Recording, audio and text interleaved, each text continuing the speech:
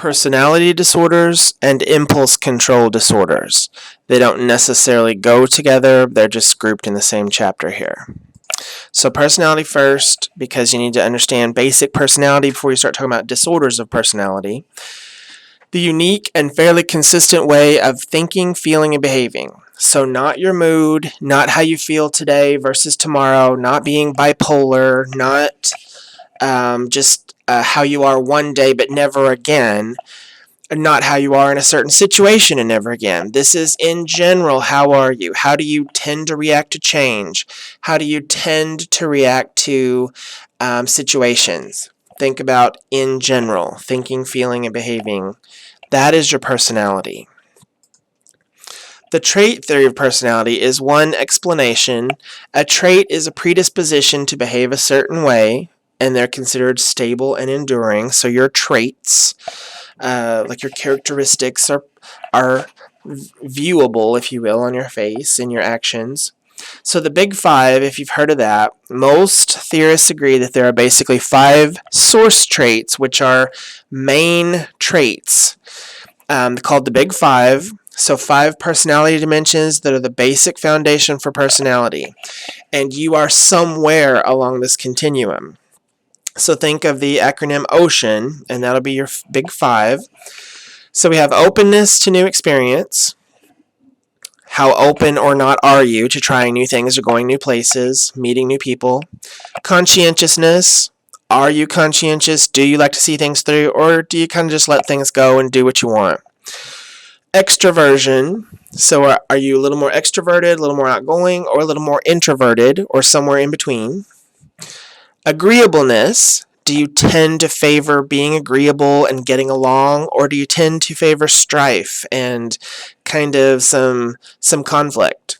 And then neuroticism, also sometimes called emotional stability. Are you a worrier and very nervous and stressed, or are you pretty even-keeled, very balanced in your mood, or somewhere in between? So those are the Big Five, the personality. All of us have particular styles or tendencies of our personality.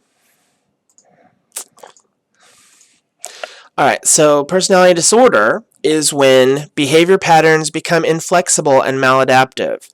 So you don't change them, they're not working for you, but you don't change them, and they're causing you distress, and they're getting in the way of daily functioning. Probably a lot of how do you get along with other people? Do you get things done? Are you always in conflict at work? The phrase egosyntonic is used in your book, which refers to seeing traits as a natural part of yourself. So if a person sees a trait as a natural part of themselves, then they don't see that this is a problem, and so they don't think there is anything going on that needs to be addressed. So that's part of the issue in trying to crack the code of somebody with a personality disorder. They have lived in this disorder for so long that it has become their norm, and they see it as an attack on them personally, fully, if you're saying something's wrong with it. On page 441, table 12.1, the personality disorders are listed. There are 3 clusters. Those that are odd or eccentric are paranoid, schizoid, and schizotypal. So paranoid, how it sounds. You feel like somebody's out to get you, or somebody's following you, or you're questioning others. Schizoid, social aloofness and shallow or blunted emotions. It has schiz in the phrase, so it's kind of a continuum from schizophrenia. It's not full-on schizophrenia, but there are some tendencies. Schizotypal personality disorder.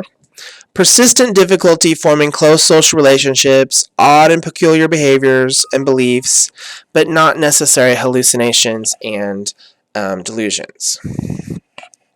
All right. The next category, overly dramatic, emotional, or erratic. That would be antisocial, borderline, histrionic, and narcissistic. These are probably the ones you've heard more if you've run across personality disorders. So antisocial does not refer to being the person that hides in the corner at parties.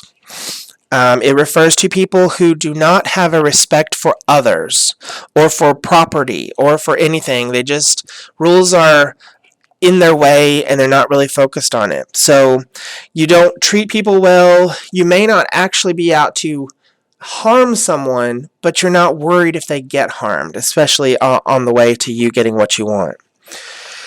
Borderline personality disorder. Tumultuous moods and stormy relationships with others, unstable self-image, and lack of impulse control. So these are the people that are very unstable in their moods and their reactions to others. Histrionic, related, overly dramatic and emotional behavior, demands to be the center of attention, excessive need for reassurance, praise, and approval. So emotions, again, are all out of whack. Not that that's a professional phrase, but narcissistic personality disorder, where you believe that you are just overinflated. There is something about you. You are in need of constant attention and admiration, and you just have a larger sense of yourself than is really even manageable. And then the third category, anxious or fearful. Avoidant, dependent, and obsessive-compulsive personality disorders fall in that category. So avoidant, a pattern of avoiding relationships because you fear rejection. Dependent personality, a pattern of depending on others, feeling like you are connected to them and can't make your own decisions. And then obsessive-compulsive personality disorder, an excessive need for orderliness and perfectionism, excessive attention to detail, so on and so forth. Probably very difficult to determine between OCD, if that's even necessary. But those are the types of personality disorders. Theories for why they arise. The psychodynamic and family perspective would say that there could be problems with, along the way, in identity development, in developing a clear sense of yourself. And that's probably traced back to how did you connect with the primary caregivers in your life. And it may also have involved abuse and neglect, getting in the way of these relationships. Learning perspectives would say that maladaptive patterns of relating, you learned them somewhere, and then they got reinforced because that's how you started getting attention. Like a person with borderline personality disorder would figure out over time that being tumultuous in their mood and getting very upset quickly would cause people to give them their way. So it's taught through lack of consistent consequences or reinforced by how you're reacting to that person. Biological perspective would suggest, as it mostly does, that there are genetic and environmental factors, that brain abnormalities lead to emotional dysregulation or craving for more than normal stimulation to arouse. Sociocultural perspective would say that socioeconomic stressors like poverty, crime, families that are broken, substance abuse, all of these factors get in the way basically of what psychodynamic was talking about and does not allow a normal caregiving relationship and situation to arise. And so part of you is forever stunted, and that part has been difficulty manifesting itself throughout your life. So in short, there's lots of ideas, not exact answers. Just a quick word on impulse control disorders. It's just a few pages at the end of your chapter. It involves, as the name applies, difficulty controlling your impulses. So you give in to things that most people would say no to if they were having the impulse at all. So kleptomania, where you steal or take things that are not yours, and because you have difficulty controlling your impulses, you've done it, maybe even before you've given it a thought. It's compulsive, you have to do it. Intermittent explosive disorder, periods of impulsive and uncontrollable anger directed at others or objects, where you just sort of have a rage episode before really thinking through the consequences, but the damage has been done already.